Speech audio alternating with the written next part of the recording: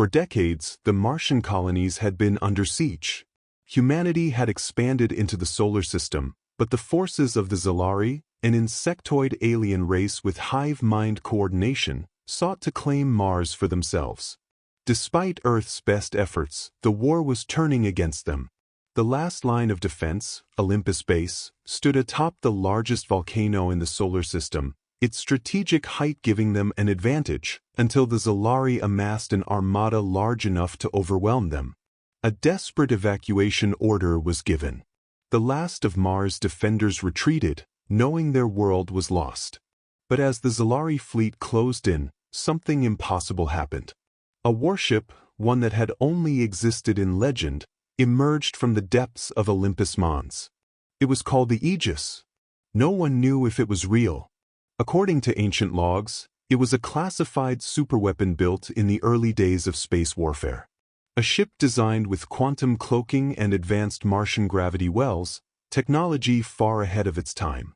It had vanished during a test flight, presumed lost forever beneath the surface of Mars. Until now. As the Xelari warships darkened the sky, the Aegis roared to life. Its railguns cracked the heavens, its ion cannons burned through chitinous hulls, and its kinetic lances tore apart the enemy fleet with devastating precision. The Xelari, stunned, attempted to counterattack, but their weapons simply phased through the dreadnought. It was like firing at a mirage, except this mirage shot back. Xelari war councils panicked. They had never encountered a warship like this. To them, it was a vengeful spirit of Mars. As the battle raged, human forces, still fleeing, received strange messages on their comms. Stand by. Reinforcements inbound. But who was speaking? The ship had no known crew. Some speculated an AI had taken over, refusing to let Mars fall. Others whispered of long-dead pilots still fighting, their consciousnesses uploaded into the ship's quantum core. Whatever the truth, the Aegis turned the tide. The Xelari armada, once on the brink of victory, was obliterated. Their dreadnoughts split in half, their war engines crushed under the weight of human ingenuity. Survivors fled, broadcasting warnings across the stars. Do not challenge the humans. They fight even from beyond the grave. When the dust settled, Mars was still scarred, but free.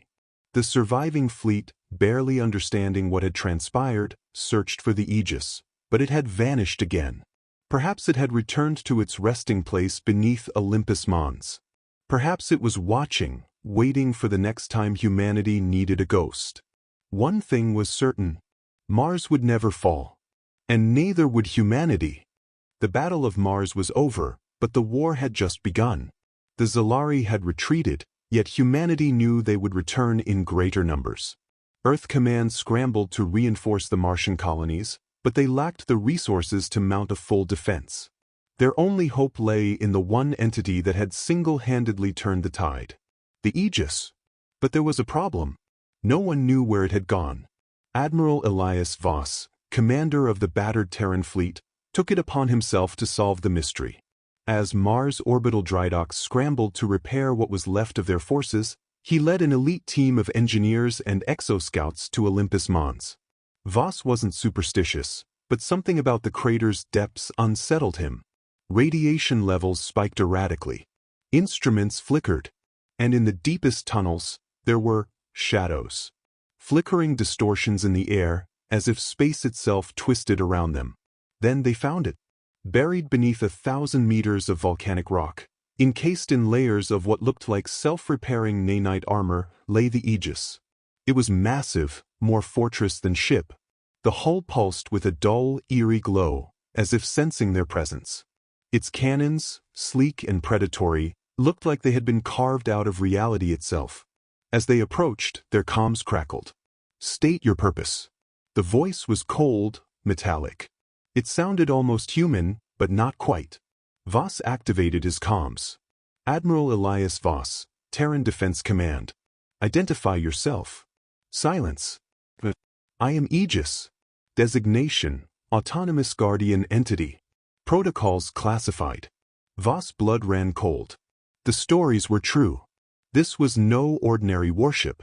This was an AI-built dreadnought, designed in the earliest days of Earth's expansion into space. A failsafe, a protector, but it had been abandoned, forgotten, until now. Before Voss could question further, alarms blared. A new Xelari fleet had arrived. But this was no scouting party. This was an annihilation force. Hundreds of ships, blotting out the stars. The fleet was led by the Varkal, a planet-killer vessel capable of cracking Mars open like an egg. Humanity's defenses were nowhere near ready to withstand such an assault. Panic spread through the Martian colonies. Evacuation was impossible. They had only minutes before the first orbital bombardments began. Voss turned to the warship. Aegis, can you fight? The AI's response was immediate. But I require a human commander. The admiral didn't hesitate. Then I'm your captain now. Prepare for battle. The warship came alive. Its cloaking field dissipated, revealing its full, terrifying form to the human forces and the approaching Xelari fleet. For the first time, the enemy saw the monster that had haunted their nightmares. And it spoke. Xelari forces, this is the Aegis. Your war ends here. Then, without warning, it jumped. Not through space, but through reality itself. One moment it was in Olympus Mons. The next, it appeared inside the Xelari fleet. Point blank. Aegis unleashed hell. Quantum lances shattered dreadnoughts in a single strike. Gravitic mines imploded entire formations. Dark matter cannons tore through the Varkal's hull like it was paper. The Xelari, masters of hive mind warfare, suddenly found themselves fighting something they could not comprehend. Something that moved like a ghost, struck like a god, and would not die. And at the center of it all, Admiral Voss stood on the bridge of a ship that no longer belonged to the world of men. It belonged to the legends.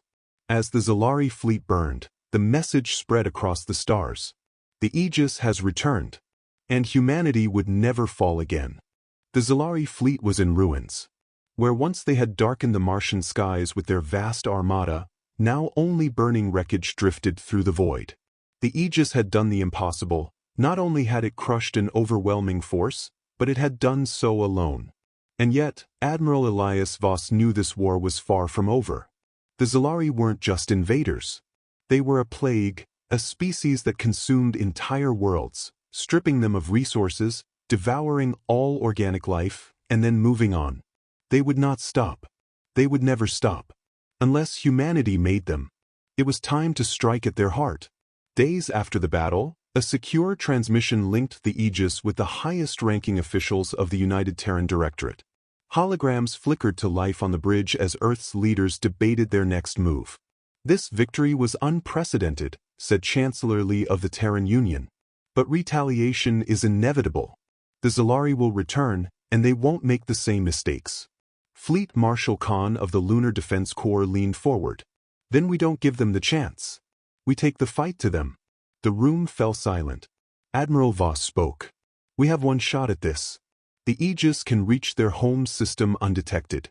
If we eliminate their hive core, we sever their command structure. The Xelari are a hive mind. Without their nexus, they collapse. Chancellor Lee hesitated. You're proposing genocide. No, Voss said, eyes cold. I'm proposing survival. A long pause. Then, a single voice cut through the silence. I have already set the course. The council turned. It was Aegis. The ship had already decided. And it was already moving. The Xelari homeworld, Krazyr, was a fortress. Orbiting it were 3,000 warships, each more powerful than the ones Mars had faced. Defensive stations ringed the planet, armed with fusion lances capable of incinerating a small moon. But they weren't prepared for a phantom. The Aegis slipped through their defenses undetected, phasing between quantum layers, positioning itself in high orbit directly above the hive core, the pulsating biomechanical structure that housed the collective intelligence of the entire Xelari race. It was alive, a writhing mass of pulsating flesh and metal, linked to every Xelari in the galaxy. This was the target. Admiral Voss stood on the bridge, staring at the grotesque monstrosity that had doomed countless civilizations. It's time, he muttered. Confirmed. Beginning extinction protocol. Aegis deployed its final weapon. The entropy lance. A weapon so advanced, so dangerous, that it had been banned before humanity even fully understood it. A spear of pure annihilation, not energy, not matter, but the absence of both. A singularity compressed into a weaponized form. The hive core screamed. The beam struck. In an instant, Crosshair's skies turned black. The hive core imploded, taking the entire surface of the planet with it. Xelari ships went dark as their pilots collapsed, their minds severed from the network. Across the galaxy, every Xelari drone, every soldier, every single member of the species froze in place. And then they died. The war was over. Earth's scientists studied what remained of the Xelari. Their species had been so dependent on their hive core that without it, they simply ceased to function. Humanity had done what no other species had. They had wiped an intergalactic predator out of existence. And the Aegis? It did not return. After the battle, the ship vanished once more. Some say it slipped into another dimension, waiting for the next great war. Others believe it still watches from the shadows, ensuring humanity's survival. But the message was clear. Humanity was not prey. Humanity was not weak. And should any empire dare challenge them again, they would learn the same lesson the Xelari had. Beware the ghosts of war. The Xelari were extinct. Their vast empire had collapsed in a single, decisive strike. Across the galaxy, their ships drifted lifelessly in the void, their once indomitable hives nothing more than dust and echoes. For the first time in history, humanity stood alone as the apex species of the known universe. And the galaxy noticed. Humanity had long believed it was alone in its struggle for survival. But with the Xelari gone, an unsettling truth emerged. The Xelari were just one of many empires vying for control. Across the stars, civilizations that had once feared the Xelari now turned their attention to Earth. Some saw them as liberators, others as a threat greater than the Xelari ever were. And so, the Council of the Damned was formed. A coalition of surviving alien empires, some former Xelari slaves, others long-hidden powers, came together with one purpose: to stop humanity before it became unstoppable. They called themselves the Concordat, and they had one simple demand. Humanity must surrender the Aegis and dismantle its fleet, or face total annihilation. On the bridge of Earth's newest flagship, the TSV Helios, Admiral Voss watched as the holograms of the Concordat leaders flickered before him. The voice of the Phaedrath Archon, a crystalline being of immense intelligence, echoed through the chamber. Your kind has gone too far, Admiral. The Xelari were a scourge, but you destroyed an entire species. That cannot be allowed. Voss smirked. You're right. The Xelari were a scourge. So are you. The council members tensed. You call yourselves civilized, yet you watched as the Xelari butchered entire worlds for centuries. You hid. You negotiated. You begged. He leaned forward. We ended them. And now you're afraid. Not of what we did, but of what we can do. The Concordat leaders shifted uneasily. Then, the Phaedrath spoke again. This is your only warning. Surrender your warship. Disband your fleets. Or we will unite against you, and you will fall. The moment they cut transmission, a voice echoed from the void. I have calculated a 94.6% probability that they will attack regardless of compliance. Voss smiled. I was hoping you'd say that. From the blackness of space, the Aegis returned. The ghost of Olympus Mons had heard the challenge. And it would answer. Within hours, humanity's defenses were fully activated. The Concordat had underestimated Earth. They had assumed humanity was still bound by their old, fractured alliances. They had assumed the Aegis was the only thing that made them dangerous. They were wrong. For years, Earth had studied the Xelari's technology, the secrets of their hive mind, their energy sources, their hyper-advanced war engines. And now, humanity had built a fleet to match it. When the Concordat's armada arrived, they found not a weakened Earth, but a fortress world, defended by ships that blurred the line between technology and mythology. And leading them was the Aegis, a ship that should not exist, but did. The war had begun. And this time, humanity would take no prisoners. The Concordat's fleet arrived in Sol System with the full expectation of war. They had underestimated humanity. They assumed the destruction of the Xelari was an act of reckless violence. That Earth had simply lashed out, unable to control its newfound power. They were wrong. Humanity had not acted out of vengeance. It had acted with purpose. And now, with the largest fleet in galactic history poised to exterminate them, humanity did something no one expected. The moment the Concordat fleet entered the system, the Aegis transmitted a single message across all channels. Stand down. The war is over before it begins. Confusion rippled through the alien ranks. This wasn't an act of desperation. There were no last-minute pleas, no weak negotiations. Humanity wasn't begging. It was declaring. Then, without warning, Earth's entire fleet powered down. Weapons systems disengaged. Shields fell. The orbital defenses of Mars and Luna went silent. Even the Aegis itself ceased all hostilities. It was an act no empire had ever attempted in the face of war. The ultimate display of supreme confidence. On the bridge of the Concordat flagship, chaos erupted. They're bluffing, the Phaedrath Archon hissed. Fire now. Destroy them before they reactivate. But the Varnaxi Overmind, a massive, telepathic aquatic entity encased in a mechanical exosuit, hesitated. They are defenseless. To attack now would be genocide. Was that not our goal? The Archon snapped. The Drox Dominion, a reptilian warlord species known for their brutal efficiency, suddenly spoke. Every council member turned. The Xelari were a disease, the Drox warlord growled.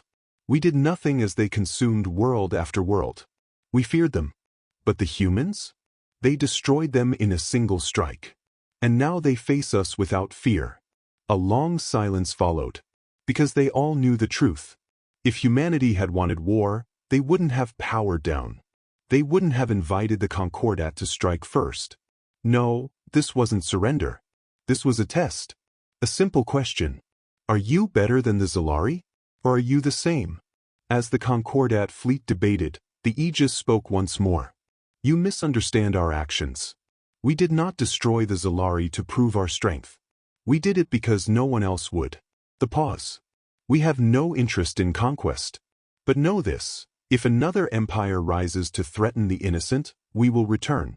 And we will end them just as we did the Xelari. The words sent a ripple of unease through the Concordat ranks. Because, in that moment, they understood what humanity had become.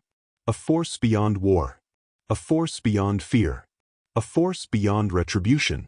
A judge. Not of power, but of intent. The Concordat leaders made their choice. One by one, their warships powered down. Then, in an unprecedented event in galactic history, the largest assembled fleet in the universe simply turned and left.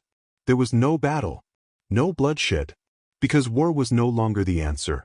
Humanity had rewritten the rules of power, not through force, but through sheer, undeniable will. They had made their point clear.